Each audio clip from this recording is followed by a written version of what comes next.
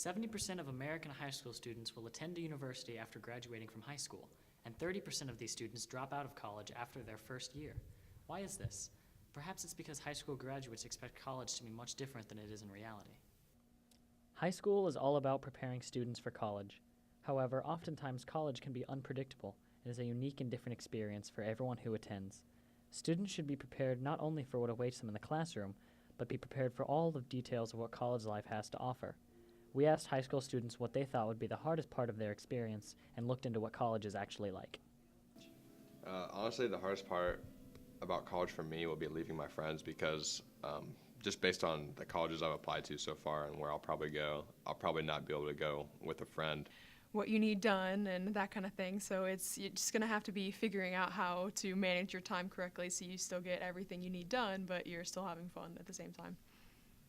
I think the hardest part of college will be keeping up with all the classes that you'll have, like making sure that you manage your time fairly well and that you also leave the free time for activities and sports and stuff like that. I think because the classes are so spread out in college that it'll be a little better than high school because you're not going to the same class every day. It's only a couple times a week, so as long as you get your homework done, you should have more free time than high school. Simply put, when a high school student prepares themselves for college, they are only preparing themselves for what they believe college is going to be like, which is actually very different from what it is like. Many students forget to make time for working and studying and all the work that they will be given and expected to do. On top of all that, students are not expected to fall behind, especially with the lack of control from the teachers. Professors will not take their time to make sure that students have their work done. The students need to do that themselves. Because of this, many students will drop out and never graduate. What work ethic do you expect out of high school students opposed to college students? Well, the college students' expectations and the work ethics is all on their shoulders. The instructor, the professor doesn't sit there and tell them when things should do, whereas the high school situation, I think the students are more used to that kind of thing. Okay. What would you say is the hardest part about the transition between high school and college? For the student? Yes. Is meeting those expectations. At the high school level, there's always that teacher that cares about the kid, to make sure they get the work done on time. At the college level, although we care about the students, the responsibility of getting all the work done is all on the student's shoulder, and that's probably the most difficult transition for those kids, is realizing that it's all on their shoulders. Just based on what I've heard from my friends and my brother, it's just a completely different atmosphere. No one, like in high school, people hold you accountable. Like you can get in trouble for not doing things. If you don't do your work in college, they don't care. I mean, you paid to go there, so. Just with material and that kind of thing, but I feel like it's going to be a lot more independent. The teachers aren't going to go after you about whether or not you get your homework done. It's going to be up to you to decide if you want to get the degree and how well you want to do in the classes, so it's going to be more independent. A lot of hands-on, more lecture-based. The difference isn't so much in the delivery of the instruction, it is the assessment and the testing of the students. That's where the really biggest differences are. A high school graduate is 2 times more likely to become unemployed compared to a college graduate. It is important for every high school student to be informed on the effects of choosing to go to college or settling for a high school degree. Picking the right college for you is a decision that should be cultivated by high school education, and GC seems to be doing a pretty good job of that. Hi, I'm Gage Klenotic, and I'm here with my dad, Bill Klenotic. How have you been today? Good morning, not bad. That's Couple meetings, and then on my way to Greenfield-Central. That's good. So I'm going to ask you a couple questions about when you worked, and in your past life when you worked for, or not past life, your early life when you worked for, the government-run companies. So before we get to that stuff, what was your major in college? Mechanical engineering. Where did you go to college? I attended both IUPUI and Purdue. Did you like going to college there? I did. What did you do after you were out of college? My first year out, my first job was at a ammunition plant in southern Indiana that made huge gun ammunition for battleships and destroyers, as well as artillery for the Army. And what company was that? It's called Crane Army Ammunition Activity. And what did you do for that company except build ammunition? I designed the production lines that manufactured them. Is any of it still used today? Oh yeah, it's a huge facility. There's probably 4,000 people that work there. And didn't you also work at another government-run facility named Raytheon? I did. It was originally Naval Avionics on the east side of Indianapolis. I employed about 3,000 people when I worked there. Transferred from Crane to Naval Avionics after a couple of years out of school.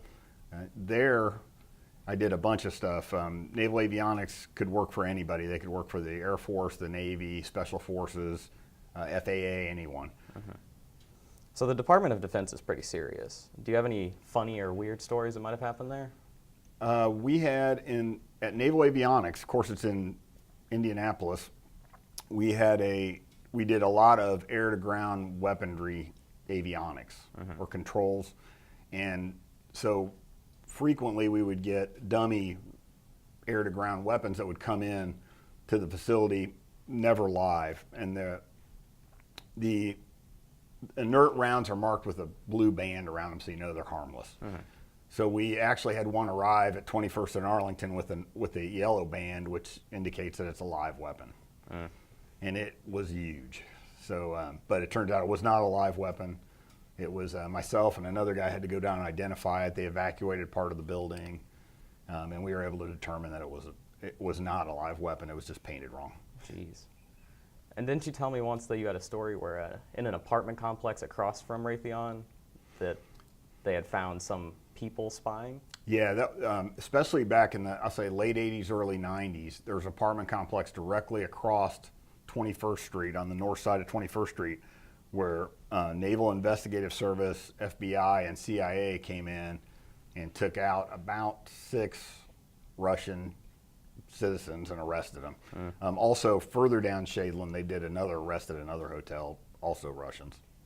Serious stuff. So tell me why you stepped down from Raytheon.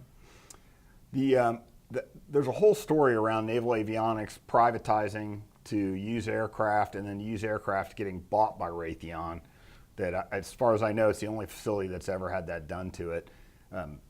In that process, the facility went from doing $350 million worth of work and 3,000 people down to $120 million and about 1,200 people. So at that point, I thought it's probably time to move on. How did you end up getting that job in the first place? That's a good question. I knew some people that worked there, some that I'd gone to school with, some that I actually went to high school with that were working there, who told me when they were hiring.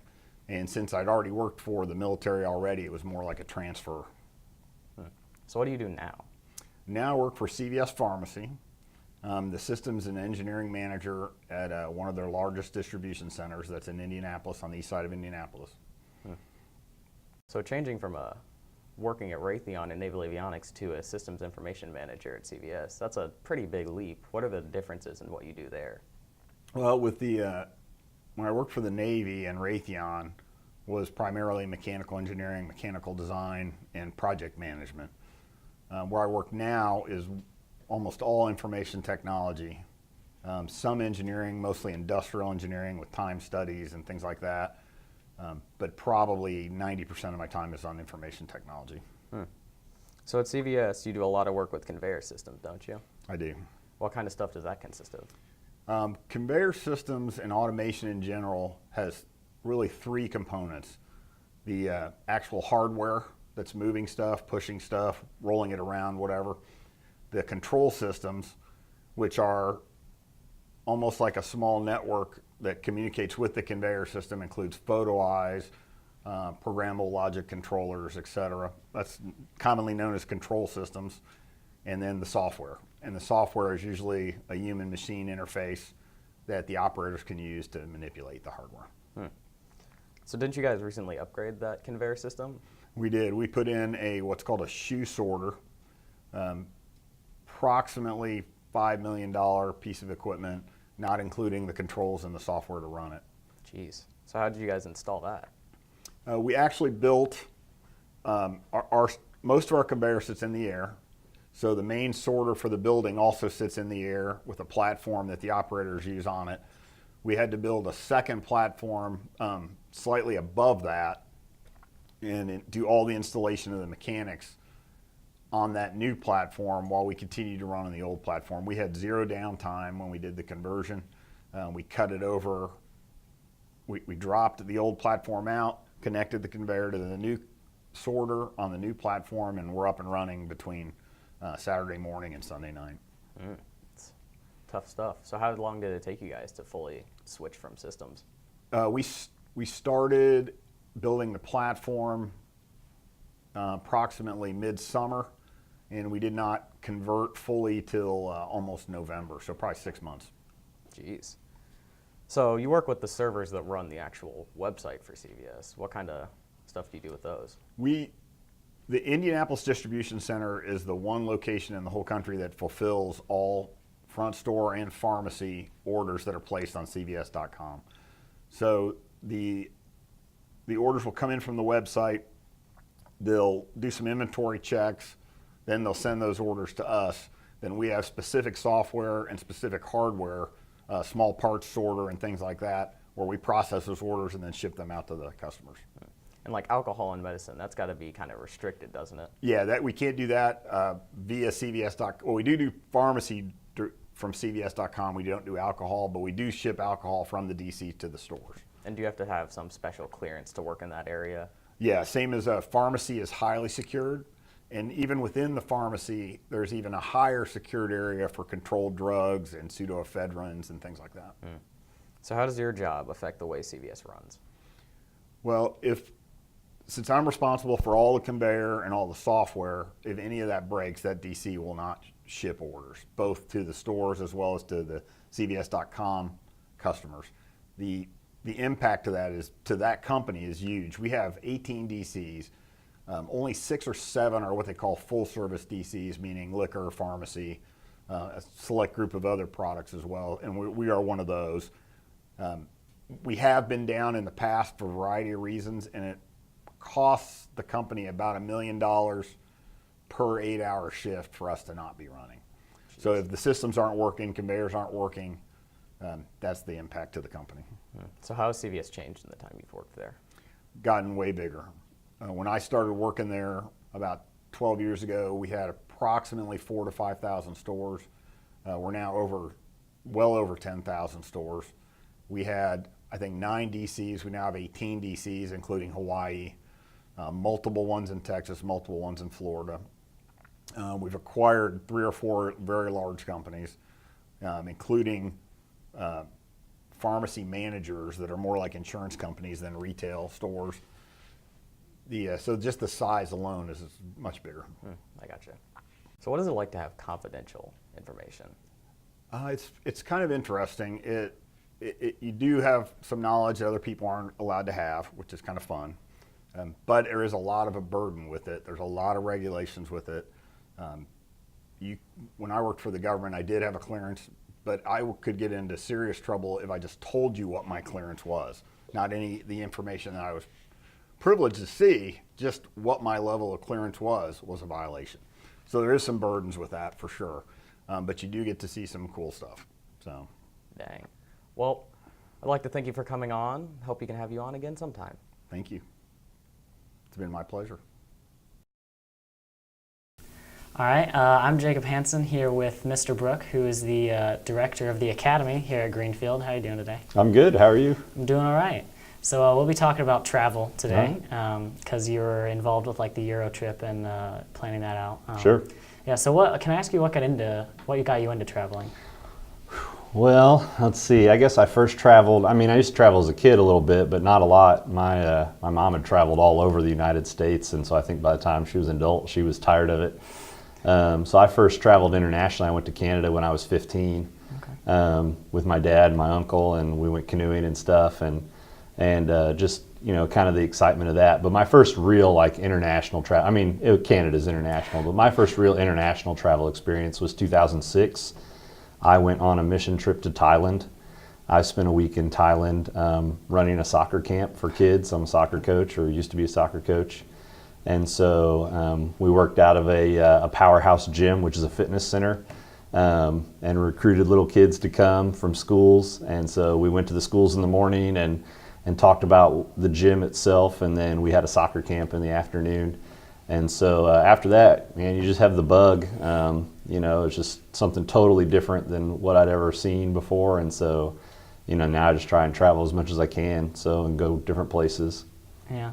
So speaking of, getting to as many places as possible, how many have you been to so far? Hold on, I have to think about this. I think I've been to, it kind of depends on what you count. Like if you count going through an airport, you pick up a couple of countries that way, but not actually into the town or whatever, into the country. So I think if you count all those things, I think it's 13 countries. Okay. But really it's probably more like 10 countries that I've actually been into and like seen the country itself. Like intentional. So, yeah, so like, when I went to Thailand, we flew to Japan. I was in the airport. I guess I count Japan as being there, but I haven't really been to Japan, so to speak. So, but I've been, because I've been to places I've actually been. I've been to Spain and Italy and France, England, Wales, Ireland, Canada, Thailand, Monaco, the Vatican, the United States. So yeah, I think that's probably close to 10. 10? So. Yeah, it's give or take a little bit. So what do you look for when you're looking for a place to travel to? Oh man, that's a good question. Sometimes I think like, how would I answer that? I think, what if I had to take my family? Because a lot of times I've traveled without my kids. Where would I want to take my kids first? What's the first place we would go? I think you want some place that doesn't speak the language, and that's hard. But at the same time, it's fun to have to navigate. Like, this person may not speak English, but I need to be able to, work my way through. It's nice if it has good food, and it's nice if there's a lot that you can do that just sightseeing that doesn't cost you a lot of money. So. But other than that, I'm not a person who like, oh, I definitely want to go back to this place and do this thing again. I want to see new places and do new things. I'm not opposed to like, oh, I'd go here again if I had the opportunity. But given the choice, I would pick somewhere new every time just for new experiences and new sights to see and new people to interact with. So with going to new places, do you like to be spontaneous and like when you're planning, or do you look at a book and figure out what you're going to do? I'm a complete and total planner. So one of the things when we do some of the Europe trips, one of my favorite parts is to get hyped about the trip by going through and saying, look at all the things you can do here. Pull out the travel guides. I try and pick them up cheap at the library when they sell them used, and just like tear the thing apart in terms of like, what are all the sites that you could see? I know I'm limited in my time. I definitely want to see this thing or that thing. But at the same time, I think it's important to realize that like once you're there on the ground in a city or in a country, like you don't always understand maybe how far you are from something or how much time you're going to have and how much that'll take and who you're with and what they'll want to do. So you have to be flexible. So I usually try to have a list of like non-negotiables. Like when we're in Paris, I'm climbing the Eiffel Tower. That was my non-negotiable. After that, I'm flexible. I have some things I'd like to do, but if I don't climb the Eiffel Tower today, I will leave unhappy. So, and usually it involves climbing something. So I like to have a plan, and I just think for me personally that builds excitement for the trip and where I'm going. So you do say you plan. So how do you go about that? By flipping through the book and just sort of like checking through. Do you know normally how much money you need to bring to a country like that? Well, of course, we tour, right? So we're part of this tour when we do the school stuff. And so, that really sets for you, like, you're going to go these places and that's already paid for. So really you have to worry about your kind of miscellaneous expenses. And they give you a recommendation, 50 to 100 euro a day. So it's really hard to know. You really have to depend on what you want to do. So, are you planning on, some of the things you want to do are expensive. So I try and limit that as much as I can, especially the tours cost a lot anyway. You've flown there, you're staying in hotels, you spend a lot of money. And so try and find the things that are good values in terms of they don't cost you a lot of money. They're $5-10 to see or do, and they take a bit of time. And, there's been some things that I've said, oh, I really want to do this. Like I wanted to do the London Eye, right? That big giant, but it was so expensive. And so it's just like, there's a lot that you can do otherwise, just seeing the sights and taking in culture without spending a ton of money. So, it just really depends on what your budget is. And for me, getting there is the important part. And after that, there's plenty to do that doesn't cost a ton. And so I try and keep it trim, but at the same time, be willing to spend a little money if I need to, skimp where you can, like on meals and stuff, and just eat cheap and then, save the money for something really important. So. Yeah. So, you're using this money for the important things, like you want to go see. So what's been probably your favorite thing to do in a country? Not necessarily your favorite country, but your favorite experience of a country. Oh, man. Well, like I said, I love climbing things. So, like the Eiffel Tower I climbed, the Duomo, which is the big church in Florence, we climbed to the top of it, and you look out over the whole city. I just think it's cool to be able to see, kind of the grand scale of some of these places, and you're not going to make it through everything. So if you can hit some of those iconic things, I think things where you really get into like culture is pretty cool. So, if you can be with people, so sometimes just sitting and people watching, that sort of thing. I'm not big on museums typically, especially art museums, and I know I'm probably missing out, but it just, like, we went to the Louvre and it just didn't, I was just like, it's so overwhelming and I don't like art enough, and so we just walked outside and spent time in the garden just seeing what French people do and eating in a little cafe, and that was way more entertaining to me. So just walking and just getting a sight for feel for picture, for people and sights and some of those kinds of things. So, I'm always there for such a limited time that I want to try and see as much as I can. So always good experiences that way. So how long do you normally stay in a country at any given time? Well, my first trip to Thailand, we were there over a week. So that was very I really learned the city well. And, I got to meet people and spend a lot of time with the same people over and over. But the school tours, you're in a country like a day or two and then you're gone. Yeah. And it's a real double-edged sword between, you get to see so many things, but you don't get to see any of it long enough. Which there's good and bad to that. I mean, the number of places I've been able to go in 10 days in Europe is just kind of unheard of for most people going to Europe. At the same time, I can't be like, oh, I really got to explore Rome as much as I wanted. So, because you're, a day and a half in Rome and then you're to somewhere else. And so you kind of get, I don't know, it's a different sort of travel. So you just kind of have to decide if that's something you like or not, which I love because I want to see a lot of different places and maybe someday make it back to some of those and spend a little bit more time and have kind of a sense of where I would want to go first. So it's a good way to do it. Yeah. So coming home from those Euro trips where you're just like go all the time, is it a weird change of pace to come home and actually relax for a while? Yeah, it's funny because you think, oh, I'm going on this vacation, but it's not a vacation, it's work. And, in the sense that you're up early, you're out late, you're walking. We timed it the one time, I think when we were in Paris that day, we walked 16 miles. Wow. And that included me climbing, up to the second level of the Eiffel Tower. So you're just exhausted. And then, of course, you fly home. And then I usually have to turn around and go get my kids. They're usually staying with their cousins who live several hundred miles away. So we get in the car and come back. And so when you get back, you're finally just whew, you're just wiped. But it's a good wipe. It's satisfying. You really just, it's relaxing and refreshing because you don't have time to just think about stuff here. You're not connected, back to the States. You're not checking your email regularly, that sort of thing. So it's still relaxing in that way and energizing, but physically it's it's tiring. So and you get back and you're kind of happy to just sit on the couch and actually be able to find a cold soda somewhere. So which seems impossible in Europe. So it's kind of a change of pace. What kind of mistakes have you made while traveling, or have you been to places or not been to places? Or yeah, I've been lost. So when we were in Thailand, we had a lot of time just by ourselves without, when we do the Europe trips, we have a guide. And the guide's like, do this, don't do this. Well, when we were in Thailand, we were there for a week and we had time to just explore. And so we got lost, my friend and I wanted to go putt-putting for some stupid reason. So we went out there and we got out there in the middle of nowhere. We had no way of getting back. So then we're like, well, what do we do now? We don't speak the language. We're putt-putting.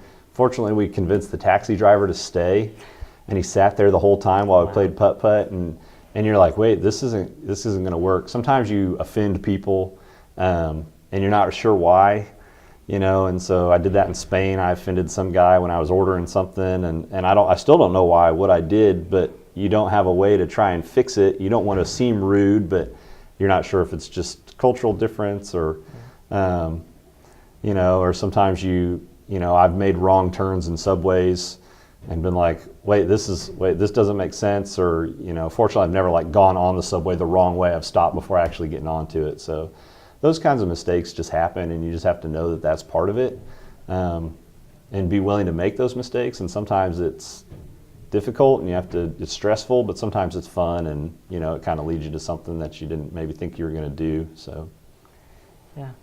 So are you a light packer or like a heavier packer when it I'm a comes to light packer. So personally, like, they're always like, you get a carry-on and you get a bag and you get a personal item. And I want everything. I don't want a bag and a carry-on. I just want to do carry-on. You got a lot to deal with already. So I always want to kind of pack some essentials and realize that you can wash on the road if you need to, that sort of stuff. And especially, overseas, it's not important that you're wearing different clothes all the time. And I mean, people don't notice, and, it's more about the right kind of clothes than, having lots of different outfits and looking stylish and that sort of thing. So. Yeah. All right. Well, thanks for talking to me about this interview, and hopefully it'll get people interested about going to Europe. Yeah.